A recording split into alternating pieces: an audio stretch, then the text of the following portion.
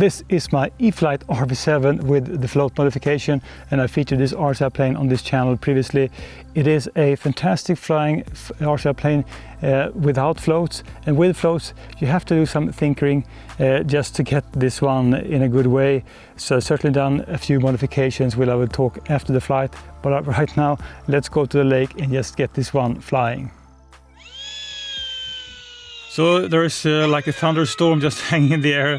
I think I can squeeze in a flight with this lovely RV-7.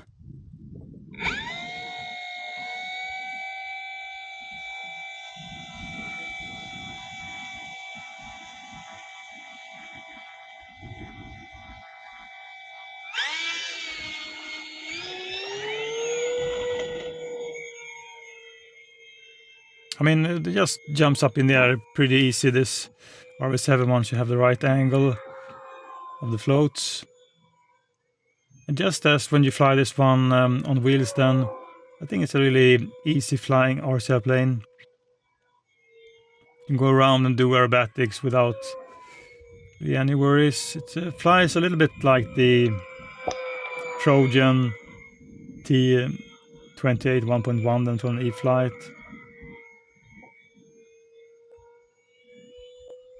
It's a kind of a small plane also at 1100 millimeters.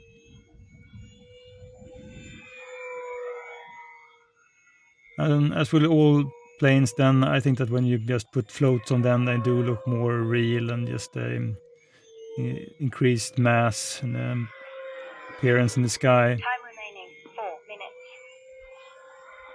And this flight then is on a 4S 2200 milliamp 30C battery,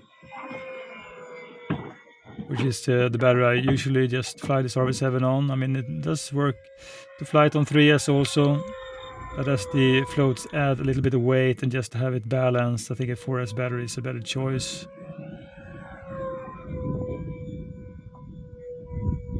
And just then in comparison, I mean, I have a bunch of high-wing float planes also, like the Turbo Timber Evolution and the FMS Ranger 1.2. And in comparison, I think the style I tend to fly, the high wings, they are, I mean, just have more slower passes, and with the sporty planes like this one or the TL2000 or even like the Air Tractor, I have low wing planes. I just tend to fly more sporty and push them.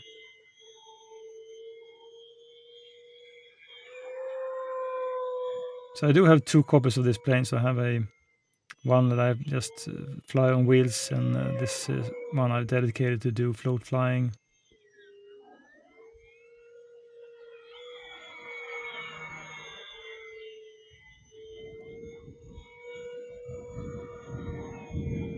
It's really a thunder somewhere. Maybe, I don't know how many kilometers, but maybe 20 or something. Really calm today. It's like where you're up north in Sweden, kind of a fast changing weather. So you can go from really windy to just dead calm in a matter of minutes. Time remaining 2 And it's minutes. just great to have your own Yeti to fly off, so you can just grab the plane. You have batteries all charged, and then just grab one of your planes and go for a flight.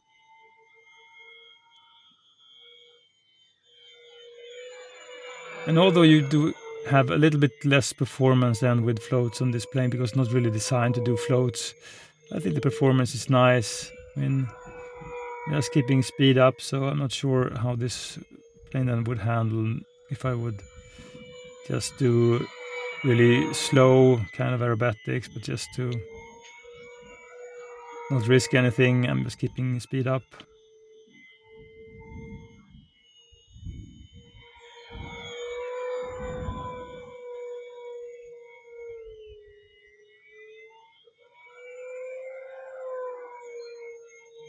And this is how the project I started during the winter, and just did some float flying on ice. Really fun. And I've just continued to adjust settings like flap settings and and the angle then of the floats compared to the wing, just to have this one flying as I like it to fly. I think that the more flights I do, the more dialed in I get this plane.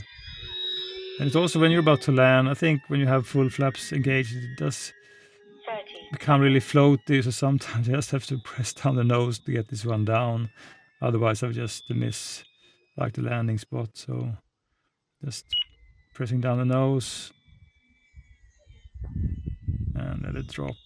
Take off. It's a really enjoyable flight with this RV-7. I think it's a beautiful plane.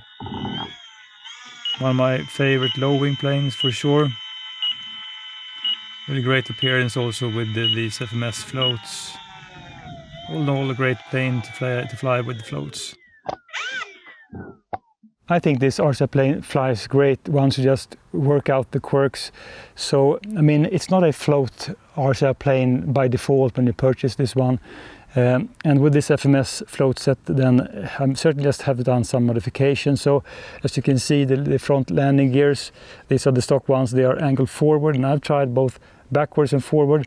And certainly you can fly in both configurations, but if you have them pointing to the rear, then angled to the rear, you get a lot of water prop strike just because the water splashes from the float set then. So having them forward just solves it. And then I also just shorten these rear legs, because if you just do it like they come out of the box with these braces then for the floats, this one is actually just pointing down just a slightly bit too much, and then this RCR plane has many difficulties just to get it off the water. So just a few modifications then to get this one flying good, and I certainly just had to also adjust the flap setting just to have everything balanced and so. But once it's just set up right and you just figure out everything, I think this is a fantastic and really fun flying float RCR plane. And it would be certainly interesting just to do more interesting RCR plane and just modify them to do floats.